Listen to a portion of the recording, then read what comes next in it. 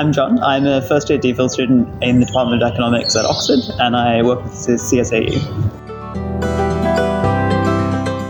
So my research looks at the way in which people respond to climate-related shocks. So if you experience a flood and you're living in a low or middle-income country, you don't particularly have a huge amount of resources in order to deal with that shock. So I study how people make decisions in reaction to the shocks and how we can support them.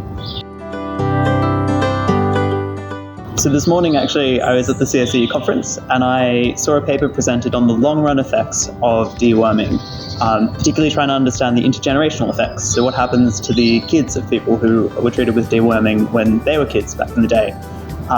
It's sort of been like a bit of a circle for me. So maybe the first paper I ever read in economics was that first paper about deworming in 2004. And now they're looking at what are the child mortality impacts. So this paper presented today by Michael Walker looked at how child mortality falls for the treated group here. So what that meant is that over the course of their lives, people who were treated with deworming had better educational outcomes, they had better outcomes in terms of welfare, and those things have translated into improvements for their children as well. So I think that's really exciting.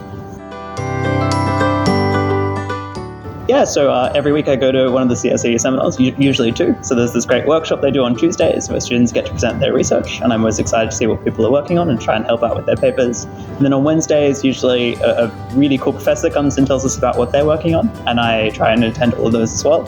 And I mentioned that right now the CSAE conference is happening. So every year there's a really exciting event which we get to attend, where we get to see some of the most important people in development economics come to talk about what they're working on.